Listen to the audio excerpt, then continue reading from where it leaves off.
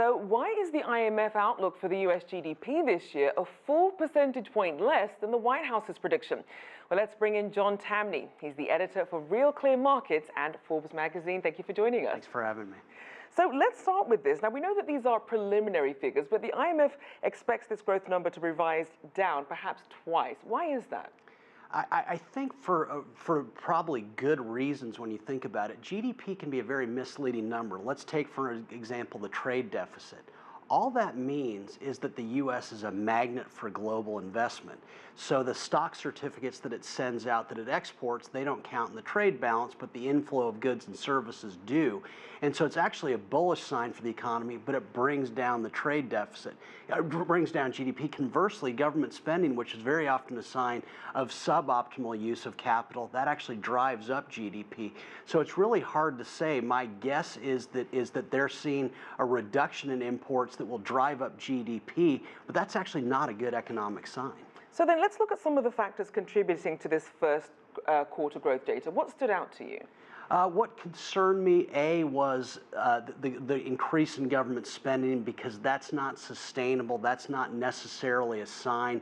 What drives economic growth is investment in the private sector, not as much government outlays. The other thing that concerns me is, as they described it just now, a surge in exports. Hey, that's great.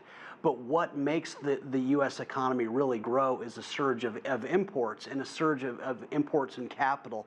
It's a sign maybe that investment in the United States is slowing.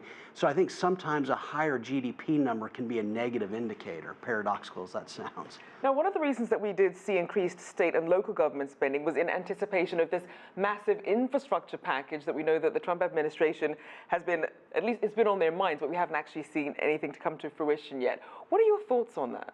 I think it's as presumptive as government investing in a business. And let me give you an example. Back when the 2000s, when the 21st century began, Silicon Valley was in desperate straits. So was Seattle. 20 years later, those are the boomingest parts of the United States. But in 2000, you wouldn't have built infrastructure there because they weren't doing very well. The assumption was that the internet was dead. Amazon stock was down to $1 a share. And so, again, the problem with infrastructure is very often you're building roads for yesterday's success as opposed to tomorrow's. And so even that, it can be a lot of wasteful construction that doesn't lead to real economic growth. And you also mentioned business investment and consumer spending also slowed compared to the previous quarter. What do you chalk that up to? I think one thing that's worrisome here is that precisely because we still have this uncertainty about what's going to happen with the trade deal with China, precisely because there's this desire to intervene in an economy that doesn't need intervention, that maybe there's a slowdown in investment. And when you have a slowdown in investment, you have a reduced productivity and reduced consumption. They all play together. And so I think the sooner we get the trade deal out of the way, and hopefully one that doesn't lead to a lot of measures that bring up tariffs, that's what's necessary to get the economy moving again. This has been such a dangerous waste of time getting into a trade fight with a country like China that is so important to our prosperity here. So then, given what we've seen with this first quarter data, and obviously some of the predictions that it will be perhaps revised down, any idea if this would perhaps sway the Fed in terms of their pace of rate hikes? It might, in my view, that's not that important. Let's remember, we are talking about an economy driven by global credit flows.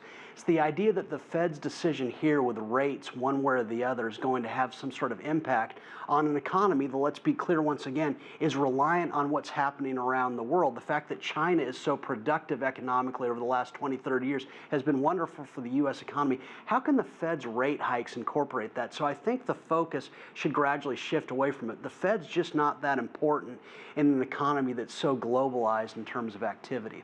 And we know that President Trump is really counting on this push for a strong economy for his re-election chances. If we're solely basing it on how the U.S. economy is expected to do for the rest of the year, what sort of chances do you give him? I'll give him better chances the sooner we get this uncertainty about China out of the way. There's something so wrong-headed that's made its way into the U.S. political class, that somehow if China's doing less well economically, that's good for the U.S. Nothing could be further from the truth. Chinese consumers are some of the biggest customers for U.S. goods and services, but also so much of what the U.S. does, its businesses do economically, are a function of what happens in China. The biggest manufacturing base for Nike is in China. Apple's biggest manufacturing base. So it does us no good if other parts of the world aren't doing well. And so it's incumbent upon President Trump to get a deal as quickly as possible that doesn't put up barriers, because if China's prospering, so by extension is the U.S. We are interconnected, and that's a beautiful thing. Well, we'll certainly have to see how it all plays out. Well, obviously, a lot of people are expecting a deal anytime now. Here's hoping. Fingers crossed. Thank you so much. John Tamny there, editor for Real Clear Markets and Forbes magazine.